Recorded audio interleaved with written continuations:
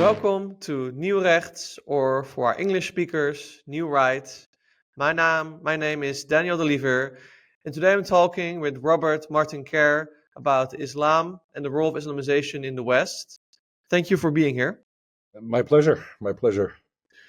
For those that don't know Robert, he's a scholar in religious studies at INARA. He's like an expert in Islam, and a lot of his work focuses on what is Islam in his academic studies. And nowadays we see that Islam, and in particular Islamization, it's a loaded topic, but it's also a very important topic in the West today, both in politics, but also in society as a whole. So I'm happy to discuss today what Islam is actually all about and the impact of it. So let's start with Islam itself, because of course if you want to talk about Islamization, we first need to understand what actually is Islam. So many people talk about Islam, also many people that maybe don't know so much about it. So let's start. What are the major misconceptions of Islam that people have? Okay, briefly, there are several problems. Most of them have to do with our lack of knowledge and also our use of language. So firstly, when we talk about Islam in Western languages, even in Dutch, we use it to name many different things. So for example, in Western languages, we can talk about Christianity and Christendom. There are two different things. So Christianity is the religion or the faith or whatever you want to call it. And Christendom is the culture that emanates from it, which lies at the root of the West with Judaism. So Islam, it can mean, for example, the culture or the religion, or it can even imply the believers. You don't make this distinction in our languages between that. So let's focus here on the religion, not so much on the culture. I say the culture that emanates from the religion. There we have a problem in the West. That is that people, even your most hard left-wing Marxist atheist, looks at Islam or other religions as if they were looking at Christianity, of course, Christians as well. So this idea of a religion. The problem is with the term religion. What does it mean? It can mean many different, we use it for everything and anything. I think the term in the modern sense comes from the left. But even if you look at Judaism or Christianity, they work on two different systems. They're related, of course, but they are different. Same with Islam or Sikhism or Buddhism. Buddhism is a philosophy. It doesn't need a god. So what is the common denominator, to put it very simply? With Islam, strictly put, it can mean many things. It means submission, basically. It can also, it's derived from the root salam, salama, which is, of course, related to Hebrew peace, shalom. But, of course, how you achieve peace can be achieved through different ways. So if we look at ancient history, if you look, for example, for the period of Asterix and Obelix with our friend Julius Caesar, the conquest of Gaul, that was the Pax Romana. So that was, if we kill all the Gauls, then Gaul, France, will be peaceful. This was later opposed by Christianity with the Pax Christi or the Pax Christiana, the Christian peace, which, said love and what have you, which they were opposites. Islam, in the sense of peace, it is peace through conquest, largely, also historically. In the sense of the Pax Romana, not in the sense of Pax Christiana. And So there it means, Islam means submission or obedience. Submission or obedience to the will, to the law of Allah, which is different, let us say, from Christianity or Judaism or other things. So if you wanted to give things a name, so just descriptive, not prescriptive, it is that Christianity would be a faith, Judaism would be a nomocracy, it is a rule by a law which you voluntarily submit to, and Islam is an orthopraxy. So there is no orthodoxy in Islam, as there is, for example, in Christianity or Judaism, because there's nothing to discuss. So if you read your Talmud, and you have all these rabbis discussing what is actually meant. So you remember this famous phrase somewhere in the Talmud, the rabbis, they're arguing about something. It's in the Mishnah, the rabbis are arguing, and one of the rabbis says, well, I know I'm right, and if Hashem says I'm right, this mountain will move. And all of a sudden the mountain moves. And everybody's saying, yeah, that happens 3 times a day. It happened last week all the time. He says, well, I know I'm right, and if I'm right, Hashem will say the river will flow upstream. All of a sudden the river flows upstream. And the other rabbis say, well, God, keep out of this. You gave us the law, and you gave us brains, it's up to us to interpret it. This is unimaginable in Islam. Islam is an orthopraxy. It is about strictly applying the will of Allah as expressed in the Sharia. And so it is not a faith in the sense of Christianity, and it is not a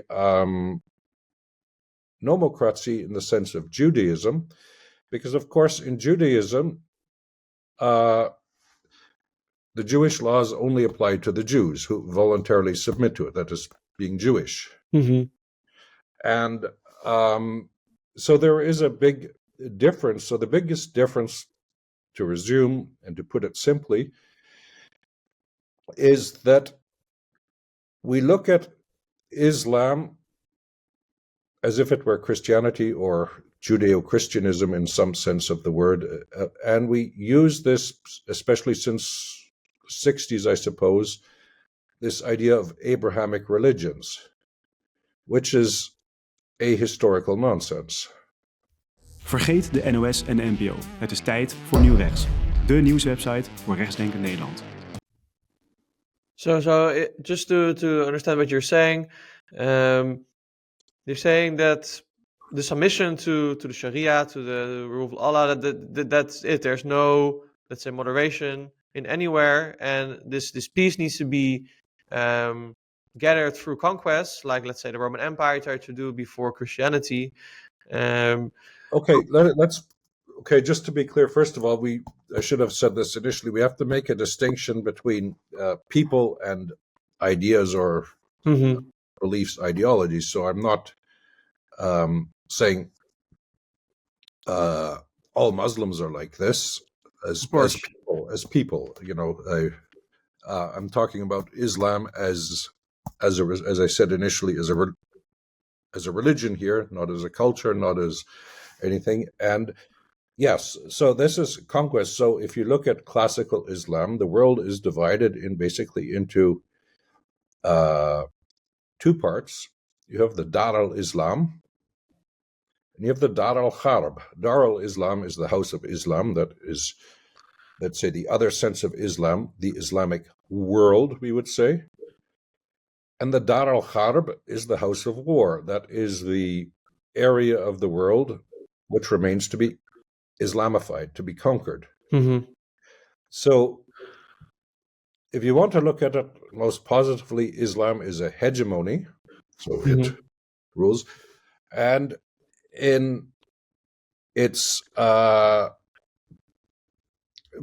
to all intents and purposes, what we see happening today, it was how it was in the period when it first started. It's a religion of conquest, of domination, but let us say not like other systems. For example, with Judaism, you have this famous edict in the Talmud, Din de Malkuta Dina, So the rule of the law of the land is the law. So if there's a contradiction between Jewish law, the halakha, and wherever you happen to be, you adapt to wherever you happen to be, and that. But this is unimaginable with Islam. So recently, an Austrian imam said, no, when we talk about integration, it's not that Muslims in Austria have to integrate into Austria or adapt to Austrian law and customs. No, it's that Austria has to adapt to us, which makes perfect sense if you're a Muslim.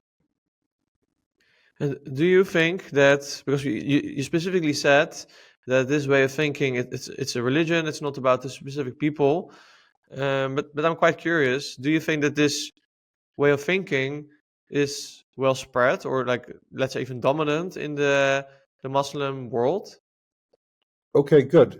So when I said with religion, let's avoid the term religion, generally speaking, whatever, let's call it Islam and Christianity, Judaism, and just or Hinduism, Buddhism, let's just let things exist as they are and not try this silly Western idea to find an umbrella term. Because if you look at, just a brief excursus, if you permit, if you look at the term religion, in medieval Latin, it was a religious order in the Catholic Church, religiones, the Franciscans, the Dominicans, whatever.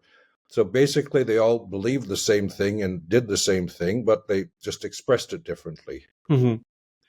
And it was largely when the British landed in India and they were, confronted with all kinds of new religions. They said, oh yeah, it's somehow metaphysical and they all have some type of a god. So, and the Anglicans didn't have Catholic orders anymore. Henry VIII had gotten rid of them. So they reapplied this term. Let's just call it Islam. What Islam looks at itself, it uses the word deen, which, well, there are two synonyms, and but let's not go into too many linguistic details here. But deen is often translated in Western languages as religion. But it is in German you would say Daseinsordnung. It is the rule of being. So you have to, if you look at the Islamic law, let's just call it, for the sake of simplicity, the Sharia, it's a bit more complicated.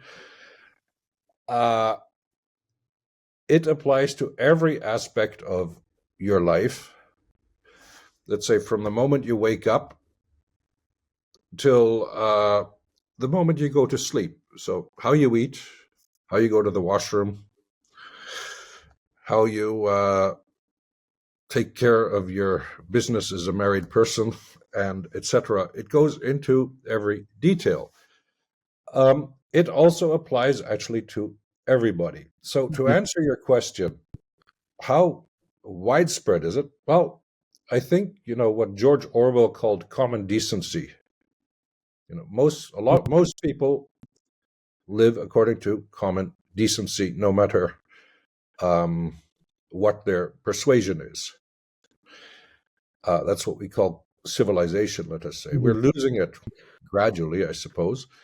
But the point is, one cannot extract the two. So at least in the French-speaking world, where I'm mostly these days, they always say you can never essentialize Islam. I mean, you can't run it down to basic things. The problem here is, this is, I'm a little bit older than you, Daniel, so let's just say that I remember in the 70s, with communism and socialism, you can't essentialize it. So I remember, I said, okay, good. If you think communism is such a great idea, go to the Soviet Union. Why hang around in Canada? He goes, well, the Russians, they never got communism right. I said, well, go to Cuba then, for all I care. Just don't whine about Canada here. The the bloody South Americans, they didn't get it right either. Well, then go to Cambodia for all I care. No, Pol Pot didn't understand dialectical material. So the point is that every time, let's say, that communism or socialism is applied, it produces the same results. Mm-hmm. They say, but you can't essentialize communism or socialism or, anything from Marx. Because, when I apply it, it'll be much better. We might have to kill you, but afterwards here. But it's the same argument we have with Islam. You can't essentialize it. But the problem that we forget here, as with leftist ideologies and fascism as well, all ideologies, and I would see that, but we can get to that later, I would see Islam more as not as a faith, but as a political religion. Mm-hmm. But the point is that, no, not all Muslims adhere to this, but it is the problem that you can't say that it's incorrect. So if you ask a Muslim, so if you, I think most Muslims will just want to get on with life and live according to common decency, but you can't say, so if you say, oh yeah, that's extremism, that's fundamentalism, and we have a liberal Islam, the problem is they all base themselves on the same texts. Let's say simply put, the Quran and the Hadith. Mm-hmm. So good, if you read in the Quran, it just happened to please Allah one day to turn some of the Jews into pigs and monkeys. Well, okay, why not? Allah can do anything. But good. So if you say that wasn't a good idea, you're criticizing Allah, which is not permitted. If you look at the Hadith, let us just put it simply, or you take the Sirat, what's considered to be the biography of Muhammad, which is written at least a century and a half later, but I would say it's a hagiography of Muhammad, and I'm not trying to defend any particular religion or do apologetics in any way, but let's just, to be as neutral as possible, if you take let's say, the life of Jesus according to the Gospels, which I think for the Christians are canonical, and the life of Muhammad according to what the Muslims read, the Sirat, this is going to produce two diametrically opposed results. For sure. So if you look at Khaybar and what, at least according to whether they ever existed is another question, but at least in the Islamic view of history, they existed, the Jews in Medina and whatever, and they all got wiped out.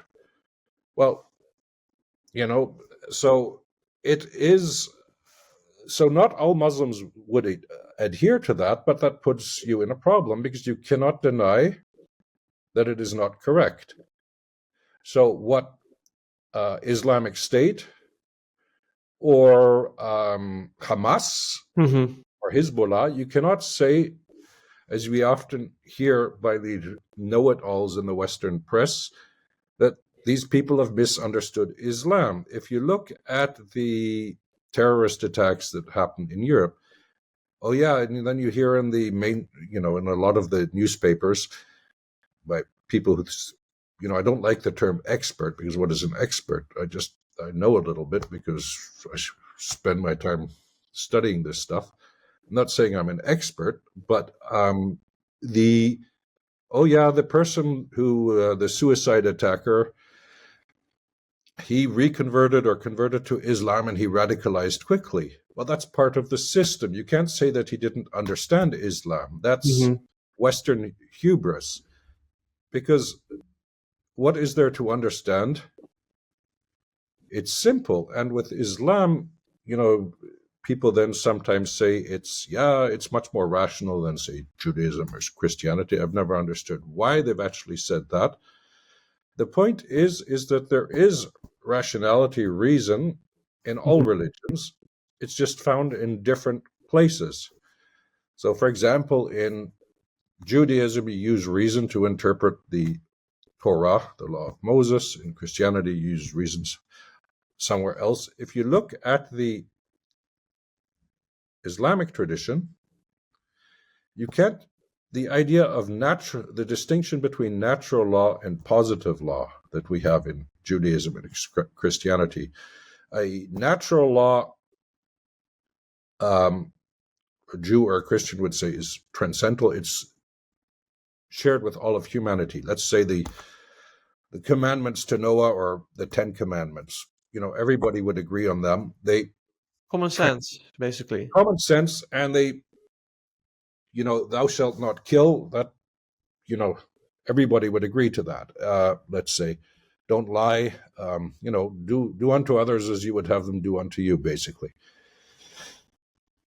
In Islam as such, in positive law is whatever the king or the parliament or the political instances decide. Mm-hmm. This distinction cannot exist in Islam as such. So you cannot, through reason in Islam, distinguish between good and evil. Mm-hmm. The only thing you can use reason for in Islam is to know that you've been born a Muslim, or to realize, hey, I've been born a Muslim. It's my obligation to become a practicing, or to apply the orthopraxy, because I said it's not a belief, it's an orthopraxy. So it's not an orthodoxy because there's nothing to discuss, it's all clear. It's an orthopraxy, but you cannot use reason to distinguish between good and bad. So let us say the Sharia is neither good nor bad. Mm-hmm. It's just the will of Allah. But this brings us to a problem in Western societies, for example, with democracy. Mm-hmm. Islam as such, well, let us just say that if you had a political question, you're going to have a vote in parliament, a vote would have to be based on the Sharia. So if it was a clear-cut case, let us say something to do with adultery or something, well, the vote, somebody would say, well, look, according to what we have here, this is the punishment, stoning, or homosexuality or something, throwing off the highest building. Extreme examples, I admit, but to make a point in discussion, it's not a lecture on Islamic theology. The vote would have to be 100% in favor, no matter what the political parties involved. I understand your point, and I think, in theory, I understand. I think what people that would push back to this would say is, okay, yes, you have this. Like, there's nothing that you can do to get out of, like, reading the Quran, for example, or other texts in Islam from a literal perspective, because it's the literal will of Allah, of God. But you can say that there can be a modernization. You could have that within the Islamic world, they would understand maybe this is problematic. Maybe we need to, for example, modernize in the sense that we maybe create an orthodoxy. So we create room for discussion of, like, actually what the word of Allah is. Do you think that such criticism is warranted? Do you think that there's any hope for this kind of modernization? Okay, so first of all, I'm not a Muslim. I've never been a Muslim. I just happened to become a Islamologist. It's another story, but the problem here, and this is where we think too Western again, and with too little knowledge. Often, or the people who describe Islam the loudest in the popular press are often the people who have not done the necessary legwork, let us say. As I said, I don't like the term expert, but you should at least try to understand something as it understands itself. And,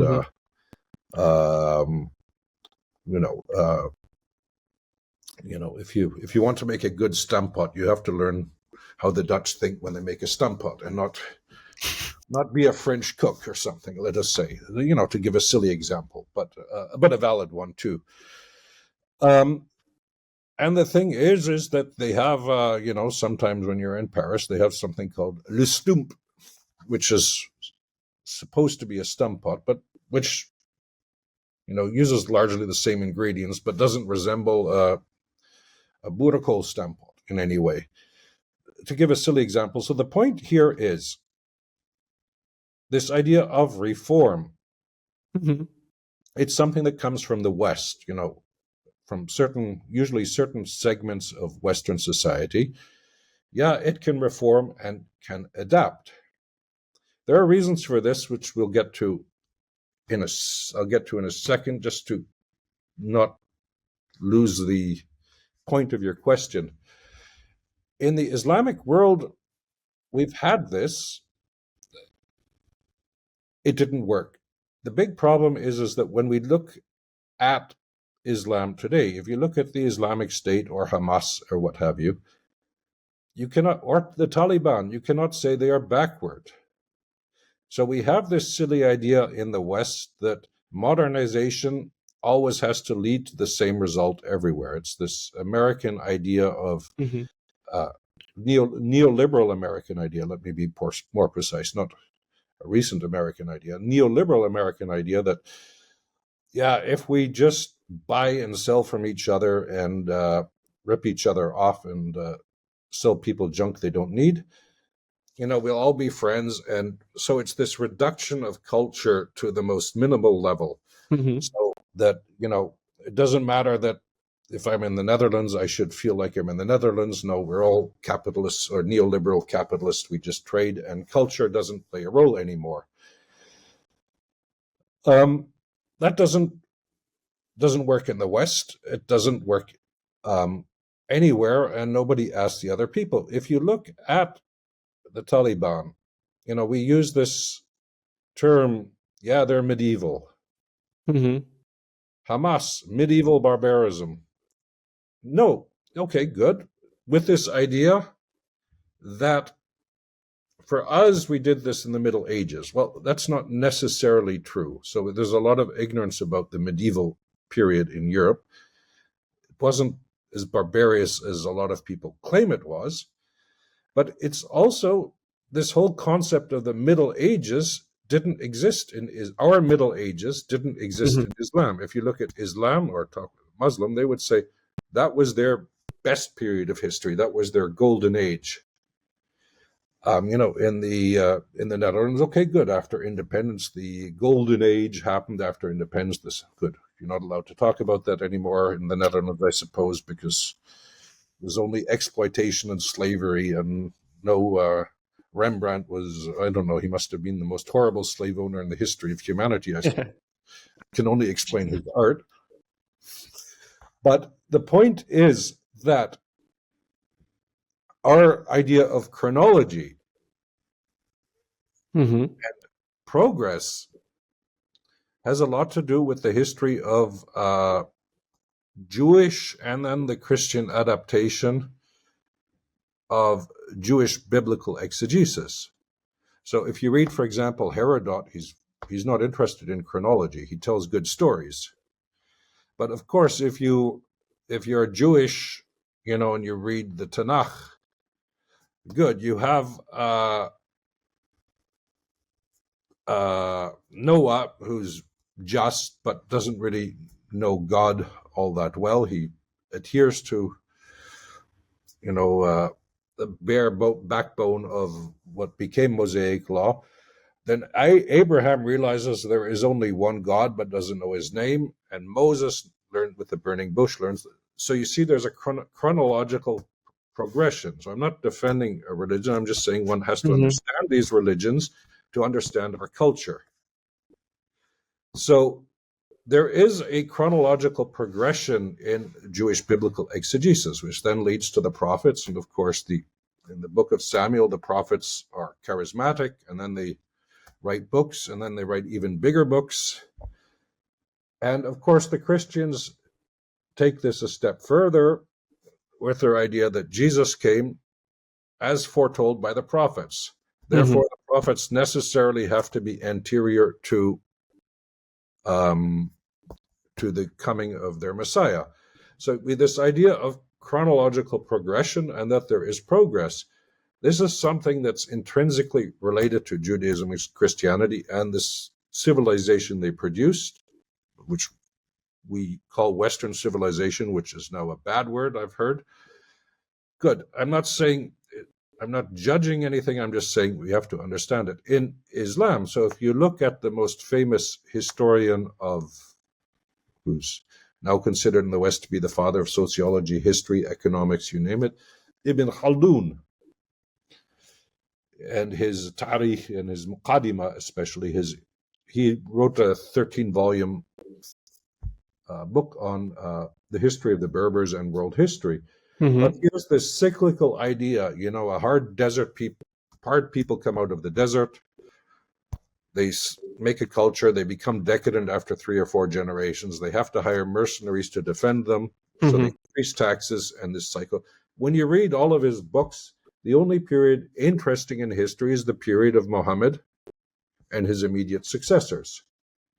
So they don't have this chronological, they have this more cyclical view of history.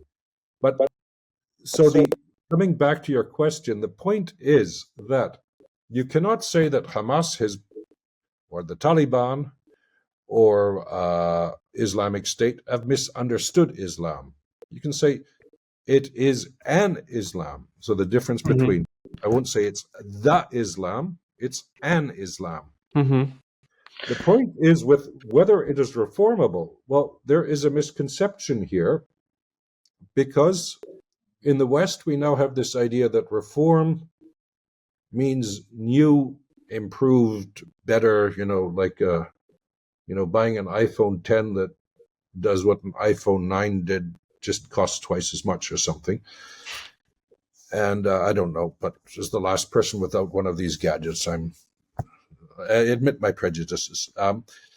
But the point is, if you look at how we've traditionally used reform in Western languages, so if we go back to the early modern period with Martin Luther, the Reformation, and Calvin, if there's any Calvinists left in the Netherlands, what do they mean? They thought they had, the papists, they'd screwed up Christianity, they diluted the message apparently and got it all wrong, and they'd gone off on a sidetrack that was leading straight to hell or something like that. So what did Luther and then Calvin say? Oh no, we've rediscovered the true Christianity of the apostles. So back to the sources. Let's get rid of tradition and go back to the sources. If you look at Islam, well, Daesh and Islamic State, etc., they are products of an Islamic Reformation. If you want to, I don't like applying Western concepts to Muslim, you have to respect different cultures, seriously. But if you want to say, you cannot, as I said, if Christianity is the imitation of Christ and Islam is the imitation of Muhammad, they produce 2 different results. So the point here is that these movements go back to the sources. So this modern fundamentalism idea, this rediscovery of fundamentalism has to do with, let's say, the Wahhabites, what we now hear a lot about in Saudi Arabia. But the old Wahhab in the 18th century, buddy of the forefather of the House of Saud today, he wasn't a reformer. I mean, he wasn't an innovator. He was going back to the sources, saying, yeah, we have to go back. And this is something you read with Tabari and a lot of Islamic authors. They realized they were losing out to the West already during our Western Middle Ages, Ibn Khaldun. And they said, yeah, why are things going bad for the Islamic world? Because we've left the straight path of the Prophet and his immediate successors. So these guys understand the Islamic tradition. This is a reform in the sense of the Reformation. We don't like but we in the West have this silly idea that reform always has to lead to how we understand it. We all become happy clappy and we all wear Birkenstocks with goat wool socks and eat tofu and listen to lectures by Greta Thunberg and applaud. But the point is, that's anything far from the case. So, for example, according to Modi in India, he's with his Hindu reform, he's also going back to the sources. We don't have to agree with it or like it. So, to answer your question again, and I hope I'm not overcomplicating things, but if you are, scream, shout. The point here is that the Taliban or Hamas or Hezbollah, it's more Shiite, but still it's in the tradition. They're all Islamic reformers. You see the results. The point is, what you meant, well, that would imply we'd have to, Islam would have to abolish the Sharia, or they would have to, because in Islam, this is one of the big differences. So, let's say, unlike the Catholic Church, you don't have a pope. So you don't have an ecclesiastical hierarchy. So basically, any one sheikh or somebody who's on the some authority can issue a fatwa or something. So, but there's no central authority. So, as I said, you have to look at them as an Islam. That you could have a peaceful Islam, I suppose. But for what you're saying, so the Islam, the Sharia, is based on the Sunnah, the tradition, which is based on the Quran, which is the exegesis of the Quran, because the Quran in Arabic is largely ununderstandable. And the Hadith and certain other writings, which are de facto canonized. So not officially, because officially only the Quran is canonized. But for what you want, one would have to get rid of the Sunnah entirely and have a sort of Protestantism, sola scriptura, just the Quran. But so the thing is, with the Quran, they've also basically canonized the exegesis, the understanding of the Quran, which, according to Islamic tradition, we've got the first surah or the first verse of a surah that was revealed to the last. So, for example, if you want a dialogue, according to basically all Islamic exegetes, you hear about, but there's peaceful passages in the Quran. Well, this is, again, it's true. Nobody would deny that. But that's also Western hubris. Because all Islam... I'm curious, because the one point I would want you to bring in is there are, especially, for example, within Sufi Islam or others, there are, I agree with you that fundamental things would need to change. But from what I'm getting from you, yes, it is very problematic, but within the tradition that's canonized. But you could say, and this I want to bring it also to the point of, like, let's say, Islamization in the West. You could say we have Muslims here. We have a very, very different way of life here, of course, within the Western culture. If some of that would be merged with Islam, and it means that some of like Sharia needs to disappear or get a different role at least, would that make any sense, you think? Is that realistic, or is that just, again, Western pipeline dream? I would say the latter, because, just to continue briefly, because that explains your point to some extent. Yeah, you have peaceful passages in the Quran. Okay, fair enough. But as I said, the Quran is a book without a context. But according to the Islamic tradition, everybody somehow knows the asbab an-nuzul, the circumstances of revelation, so when each passage was revealed. So, if you read the Talmud, they'll talk about, when Ezekiel got the vision for something or whatever, but it's not canonical in Judaism. Of course, there's 5 other rabbis who've got a different opinion about the subject. But in Islam, so if you look at, according to all of Islamic exegesis, the last surah revealed is basically just before the death of Muhammad, according to Islamic tradition. It'd be I kind of doubt whether the man ever existed, but that's a different discussion. Mm-hmm. But according to Islamic tradition, the last surah to be revealed is Surah At-Tawbah, the Surah 9. I won't go into it, but anybody can read Surah 9 for themselves, but it's, do you want total war, basically? For that, the question as for your reform, well, it is a bit, let us say, I would explain it like a vegetarian hamburger. Is a vegetarian hamburger actually a hamburger? It can be many things, but it's certainly not a hamburger, because a hamburger needs meat and cheese and bacon and, speaking as a Canadian. So the point is that you can, change ingredients in something, but when does something stop being what it is?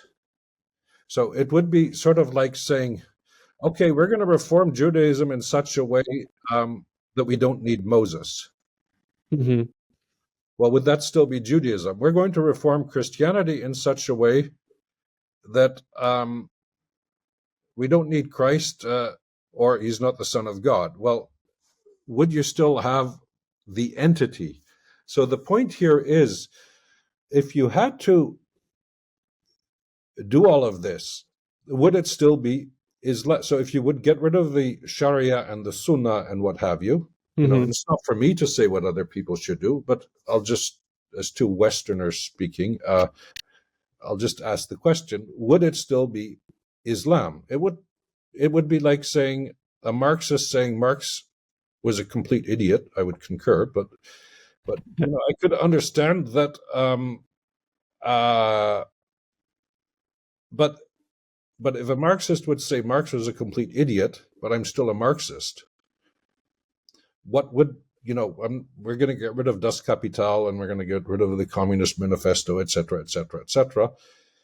Well, would you still have socialism or communism? You see where I'm going? So Yeah. the point here is, when does something stop being something? I think it's a fair point. I think let's move to the practical application, because the reason why this whole conversation is, I think, relevant for a lot of Western people is that we have to deal with Islam in the West. I think a lot of people, for example, they don't care so much about what Modi is doing with Hinduism in India, whether that is maybe wise or not. But they say, oh, you know what? This is not relevant because it's not happening within our border so much. It's not. It's more an abstract thing for us. And I concur. And I wasn't criticizing Modi necessarily. Mhm. What they do in India is their business. I'm not an Indian. A fair point, but my point is more that with Islam, we have like millions of Muslims now in the West. We see, of course, more people coming in every year. We see that the birth rates among Muslims is much higher than around, let's say, other people inside Europe. We see politically, of course, with a lot of different parties, like FPO in Austria, Alternative for Deutschland in Germany, the PVV of Geert Wilders in the Netherlands, etc. This has become a hard issue. Let's just start from a neutral point of view. Like, is there actually a threat of Islamization inside Europe, or is it overblown? Well, just to give an example, as somebody who works in Germany, all of the people that I personally know who are members of the AfD are not ethnic Germans. Let's just say, let's just put it that way. So they all would have they're not your stereotypical Aryans, let us say. They all range from brown to black, and they're all in the AfD. Good, I'm a guest in Germany, so I won't enter into the politics of another country, but I'll just say it that way. Good. The point here is, you are right. There is a threat because there is an incompatibility with what, let's put it this way, used to be anyway our values. Whether they still are, well, that every country has to look at for themselves. So what we used to call Western civilization, with its local manifestations, the Netherlands was different from Belgium, which was different from Germany, but they all somehow fell under Western culture, Western civilization. So there is a certain incompatibility with that, as I mentioned. Things like democracy, our ideas of liberty. So if you look at the historical origins of Islam, I don't want to, bore your listeners or viewers with, a lecture, but let's just put it simply, that I would say that you can only speak of Islam from the Abbasid period, so from the mid-8th century. So whatever happened before this 750 plus or minus, AD plus or minus, the historical records are really uncertain. With the Umayyads, I'm not sure they even saw themselves as Muslims. And before that, we have no historical records, so it's only unknown, the known unknowns, let us say. But from the Abbasid period, of course, they conquered an empire from the Romans, the Byzantines, and the Sassanids, the Persians, and they had to run this thing. To run an empire, you need a coherent a political idea, like the Romans did. And this is why some say Constantine the Great adopted Christianity, because the old system didn't work.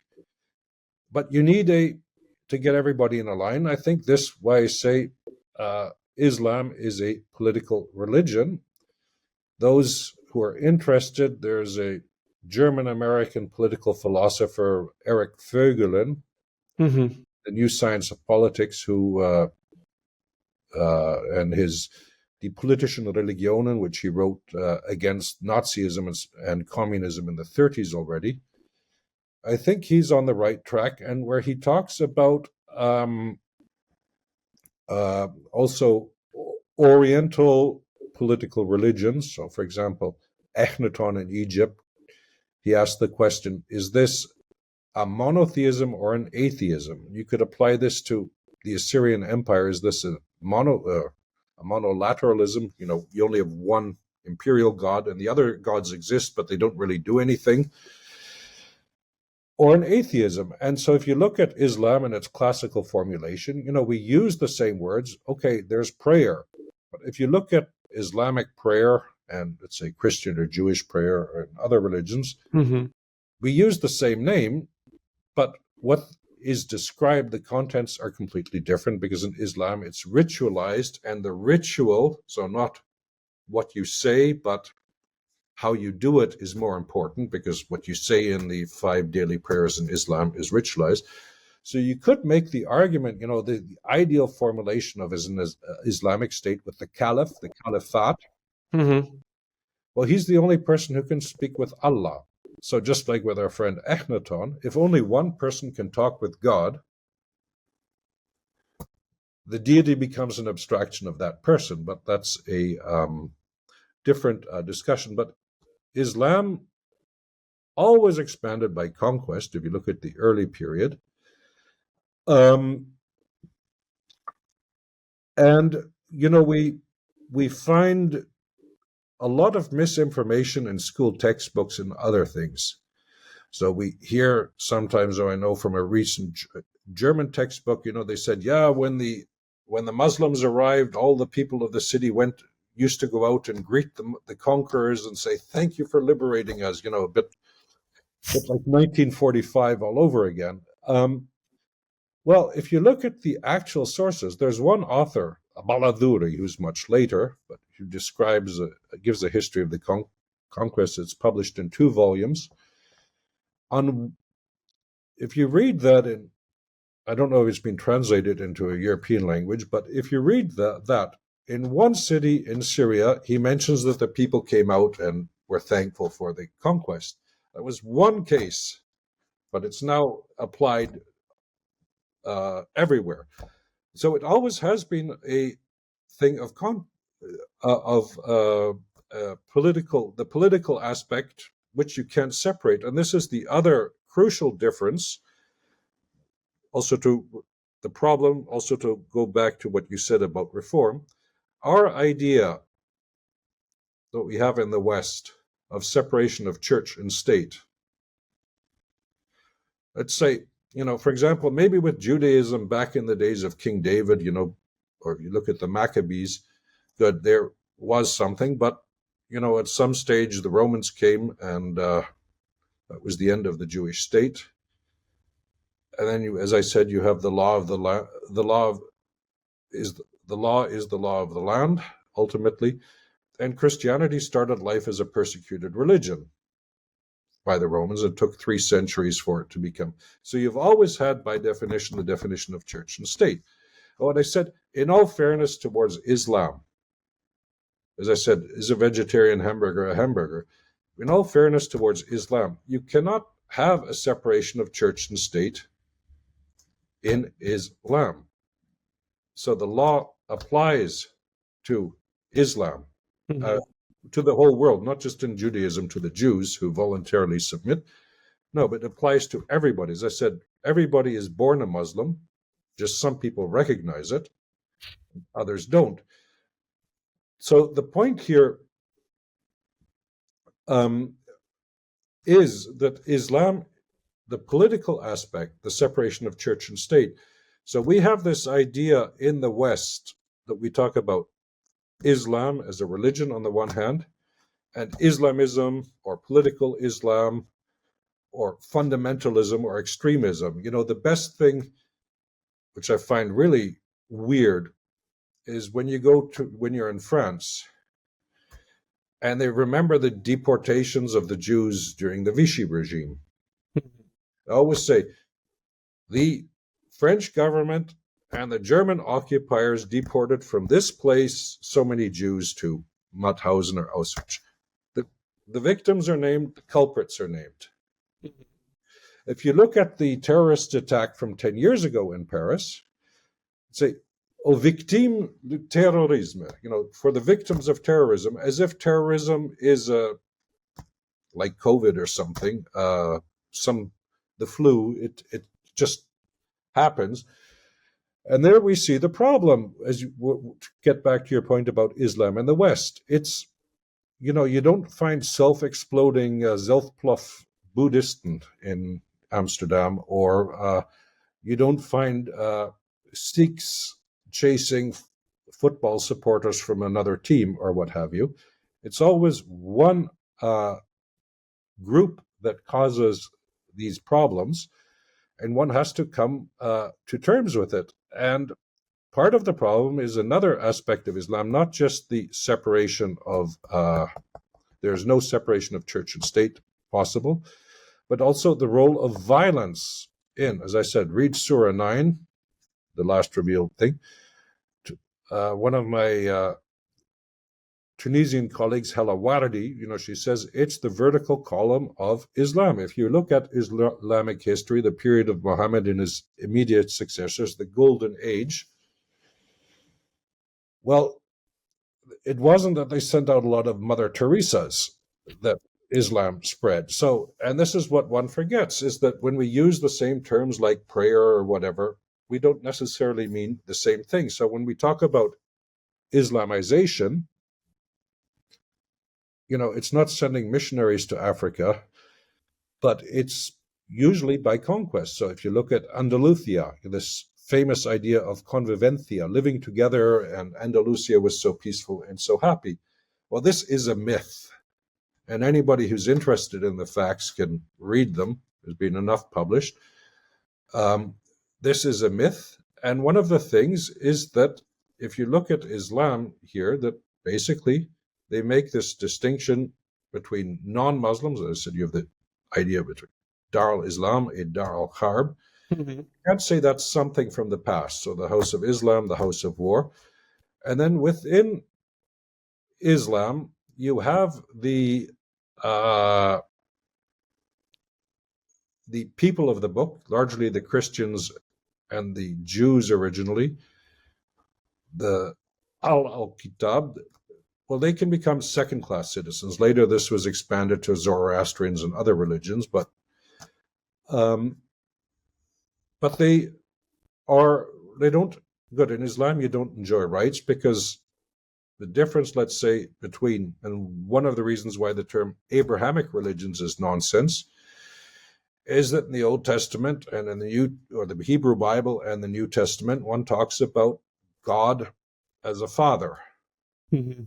You don't find this in the Quran. Their God is the master. In another term, the Muslimun, the Muslims, are those who are submissive to Allah or obedient.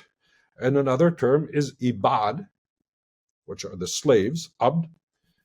And worship is called ibadah. That's the glorification that a slave brings towards his master. But it's a different relationship. Allah is immune, he's distant, because why would a master be interested in his slave? So when we talk about how bad slavery was in the West, one should remember we're letting in an ideology of slavery, basically, into the West. And Islam, so first of all, if you want to look from a sociological perspective, we've discussed the religious political aspects, which can't be separated. Mm-hmm. And Islam must impose itself because the Sharia, the Islamic law, is non-negotiable according to Islam. But also the other problem is that if you look at, Jews are the best example, I suppose. They've always been a minority. Mm-hmm. Historically at best tolerated, often viciously persecuted. They know how to live as a minority. Christianity most versions of Christianity have never forgotten that they started off as a persecuted minority. They don't always apply it correctly, but that's a different story. But with Islam, it's always been the majority religion of the elite, because for an Islamic state, if you look at it closely, I won't go into details, and as I said, to some extent it's oversimplified here, but for a better thing. But to have an Islamic state, all that you need is a leader who somehow identifies as a Muslim and an application of the Sharia. Mm-hmm. You don't necessarily need a Muslim majority, you have to apply the Sharia. That's non-negotiable. But also, sociologically speaking, Muslims haven't had the experience of living as a minority in a society, and one cannot adapt. Good. There's another problem in the West, and I think this is one of the problems. Yes. So to answer your question briefly, yes, Islam is a threat to Western civilization. It's because it's incompatible with it, not because the people are necessarily bad or evil. I'm not saying that Muslims are bad or evil. I'm saying that Islam is antithetical because, as I mentioned, why do you need a democracy if everything is revealed? Why do you need liberty? And one of the other things is that, good, let's just be controversial here for a second, that one of the achievements of Christianity, which one cannot deny, is the equality of man and women. I'm not saying feminism, but that they have the same value before God. So this whole idea of equality, and there's Jewish roots to that too, but this whole idea that we are different but equal. So it's different from equity, what's now the big buzzword of our wokest opponents, let us say. Let's be polite. It's different, but in Islam, so this whole idea of equality of the sexes, or, that you can, as females, you can do things, because I remember when the Islamic State was around, and let's just say for certain people, they needed some help with deciphering Arabic stuff and Dabiq, the journal, and all of that stuff. And I remember reading some text messages, and actually one was from a Muslim from the Netherlands who was writing back to her friends in Arabic. Saying, oh, it's great, come here, come to Rafah, and you can find a husband, and, if he gets killed, well, you can find another husband and whatever. So it's all great.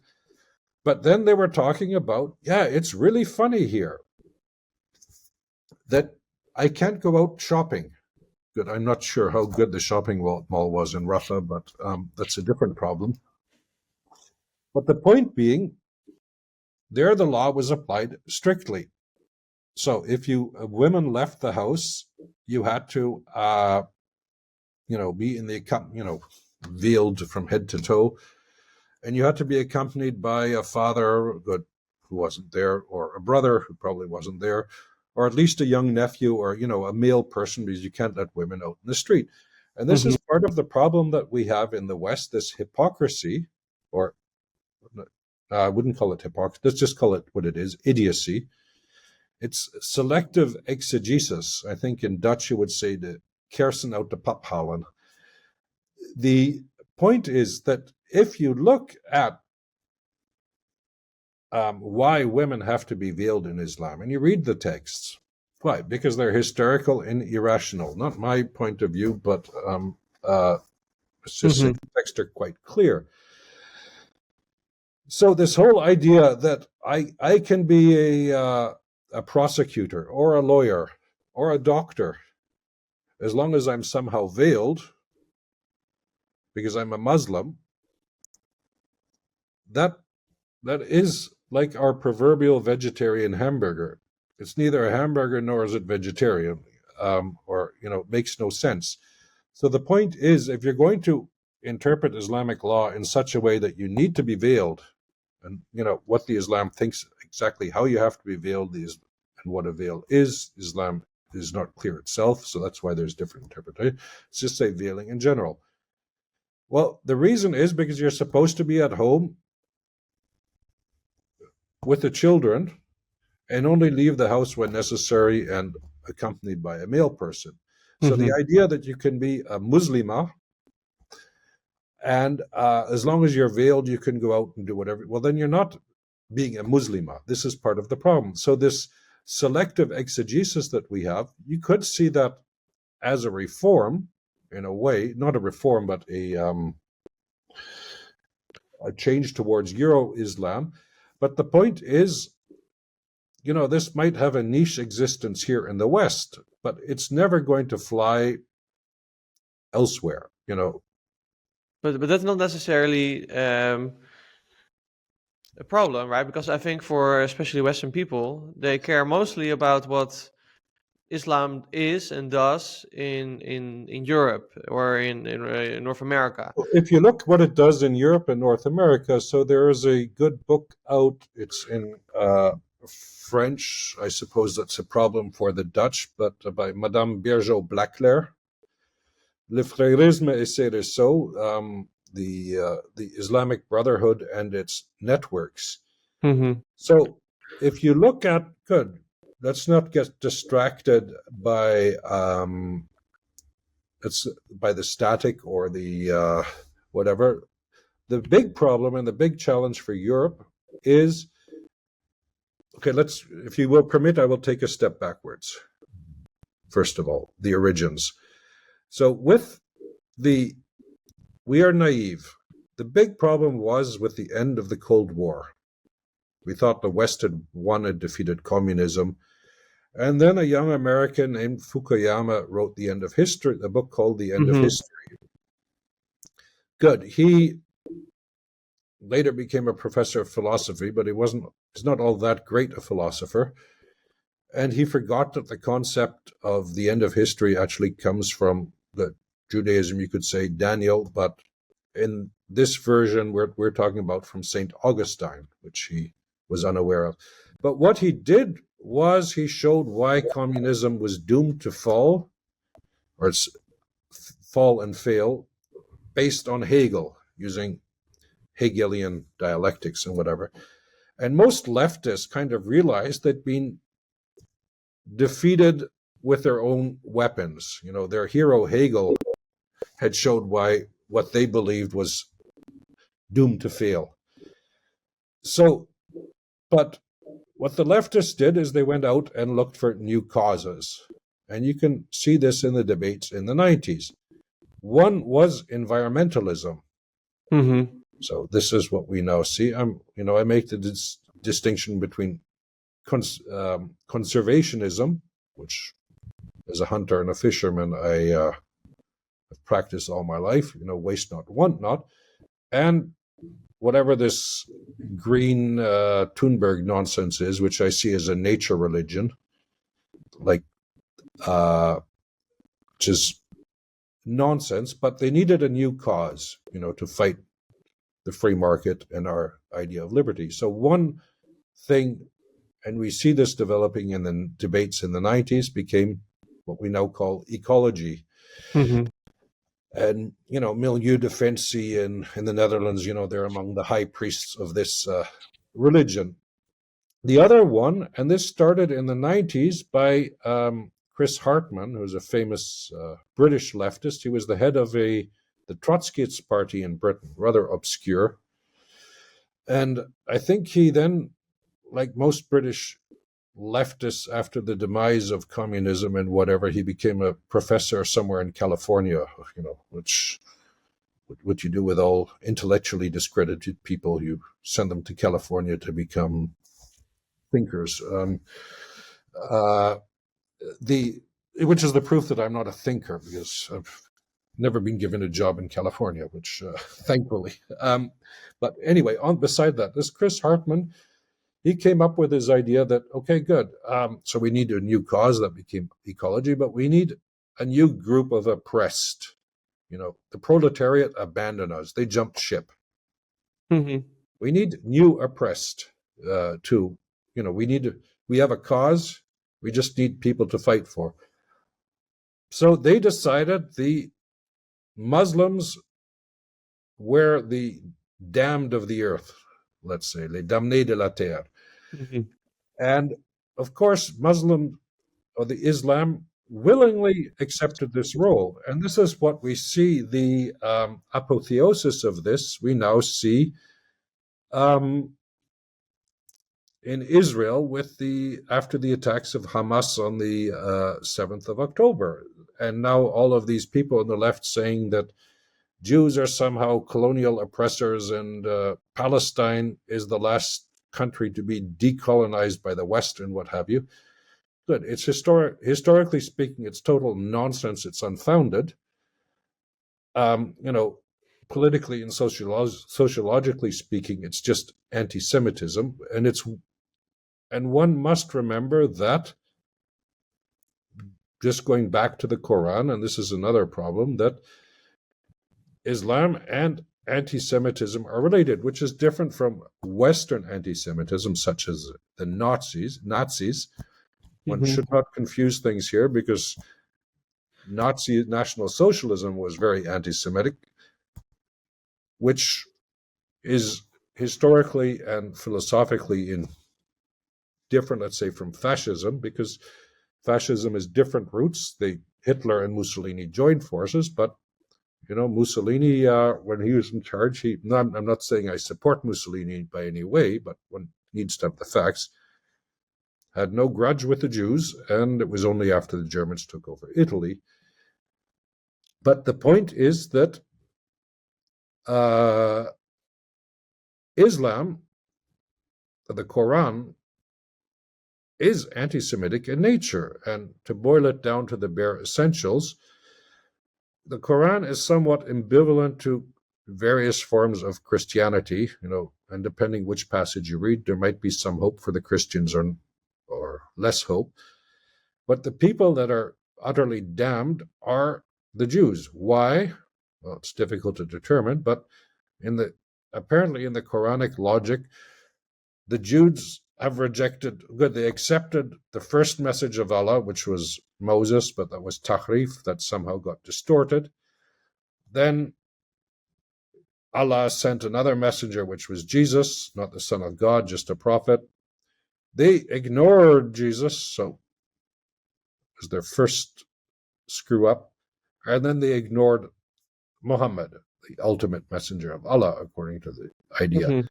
Christians, they only rejected once, Muhammad. So it's basically an idea of two strikes and you're out. And what we now see, but anyway, going back to this, Islam has accepted this role of victim, which is in the West. And the problem is what we have, the West is under threat from Islam. If you look at, a former president of Algeria said the womb is a weapon. Not my words, former president of Algeria. I've read similarly in a Saudi newspaper a while back where they were talking about the various forms of jihad or holy war, and they said, okay, good. And, being conservative fellows, they didn't like the idea of females exploding in subways and what have you. Real gentlemen, let us say. But they said, okay, good. Everybody has their devoir, everybody has their obligation, to be on the path of Allah and to wage jihad. Good. For men, it can be, blowing themselves up or things like that. But for women, it's the womb, because of course Islam makes fertile. And we see this. So there is something weird going on in the West. So it's clear that from the perspective of the left, they replaced the proletariat with Islam in the 90s. If you don't believe me, just look at as I said, Chris Hartman and others, and especially in the French intellectual circle. And this already happened in 1979 with Michel Foucault, with the Iranian Revolution.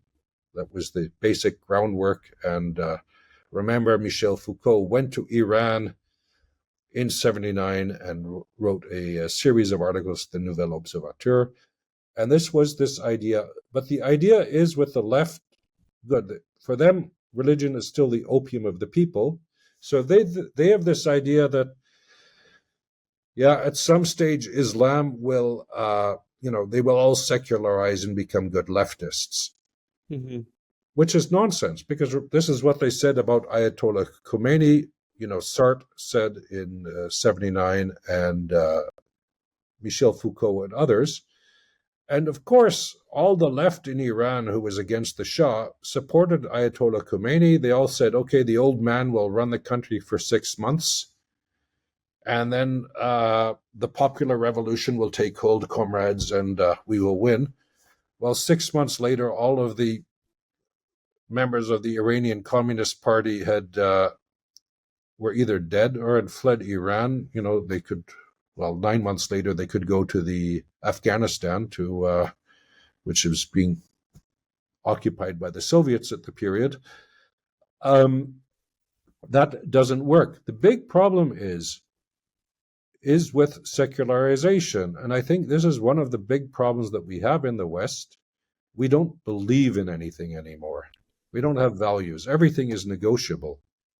So I think, yes, on the one hand, yes, Islam is a religion or an political ideology of conquest. But nature at the same time doesn't like vacuums. Because, if you want to be a hedonist, go ahead. But how many people are willing to die to fight for hedonism? Let us say that's the problem. You need something in the core culture. I admit that through pedagogy, we don't no longer transmit knowledge at schools. Look at the Netherlands now. I don't know how it is this year, but you can't even celebrate Santa Claus anymore. And one's becoming a minority in one's own country. But this is part of the idea, and I think this is why Islam is being touted by the left, especially, because they're the ultimate victims. Wokeism is a hierarchy of victimization, and how many victim points you can get, the better you are. But, being a Muslim is better than being a transgender, one-legged, three-armed albino Martian, I suppose. Not to offend any albino, three-armed, one-eyed, two-legged Martians. Transgender Martians. I don't want to offend anybody, especially not Martians. But the point is, and this is what we've forgotten: the West is ultimately going to lose. So the left is out to destroy Western civilization. It always has been since its inception with Marx, because this is this historical determinism. We will reach the dictatorship of the proletariat at some time. Islam is their latest instrument to do this. But what we forget is secularism has no roots. Look at Judaism. It's only been around for, 4,000 years at least. So it has roots, I would say. I'm not saying, find whatever you want. You need something with roots. That's all I'm saying. I'm not supporting any particular option. The point is, if you look at the Latin word secular, saeculum, it's what we have in French, siècle, which means a century. What saeculum means in Latin is a bit unclear, but what it basically means, for example, Augustus in 28 BC, after Caesar died, they had the civil war that lasted 25 years, and then Augustus won. And to celebrate it, he organized the ludi seculi, the secular games. It wasn't that there was no gods there and what have you. The point was, in this Latin sense of the word, it was once in a lifetime. You'll never see games like this again. So let's say a lifetime is 3 generations, 75 years, plus, historically, maybe not nowadays. Well, if you look at the Soviet Union, it basically lasted 75 years. So the problem with secularism, it thinks in categories of a lifetime. Mm-hmm. If you look at Islam, it thinks in categories of eternity. So if you're willing to blow yourself up because you're going to be better off in the next world, well, you've got a lot of, and on the other side, the people are complaining that they're political prisoners for getting arrested in an environmental demonstration. Who's going to win, let us say? I do think it's a fair point. I think you have made quite clear, I think, what the differences are, especially between the Western traditions and Islam. Also, I think you've made a very good case why Islamization, and I guess in a sense, the immigration of people that spread these ideas. The immigration is wanted, let's say, by the political elites in the West. It's not that, necessarily the people come here. When you give them the chance, they will. It's filling up a vacuum here in the West because we've given up. I think that Islam would pose less of a threat to the West if we had something to what do you call that in English? If you had something to oppose it with. So yes, and that's the problem. I think that makes sense. It's same as integration. You cannot integrate into a culture that doesn't even acknowledge itself. We had in the Netherlands, we had this progressive liberal party called D66 who said there's no such thing as Dutch culture. So I think that is kind of it's point. Like in France. French culture doesn't exist and never has existed. There are only cultures in France. Good. If you have that, even if you want to integrate, what are you going to integrate to? But the other question is, it is that, as I said, it's this multicultural ideology that we have in the West. And this, historically speaking, let's just put as a Canadian, let me just, if you permit, put a side note here. I would say because of the I think we have covered so many things. I think for people I think what it maybe means we in the future we should have like a second interview because I think we have so many things that we can still cover, but I think it will get a little bit too big for people for our listeners. I concur. Yeah, I concur. No, let us just say that just to resume. Clearly make the difference between Muslims and Islam, but let's say one has to understand Islam for what it is, and one should not look at it through Western glasses. And it is a a political religion, and it is the goal of Islam, at least, is conquest, and it is rather incompatible with our ideas of equality of sexes, which makes sense, because if you're going to get 72 houris in paradise, why do you need to treat women nice here on earth, basically? But anyway, so, and Islamic reform we've already had. In the Western sense of the word reform, Islamic reform is Daesh and Hamas, etc. Thank you very much for sharing your expertise, or you don't like to be called an expert, but sharing your knowledge that you have acquired. Yes. Um, Yeah. And to our listeners and to our readers, thank you for listening. If you want to hear more about us, you can, of course, visit us at www.nieuwrechts.nl or at social media. And if you want to support us, you can subscribe there to us so we can make these conversations possible. Thank you very much, and see you in the next one.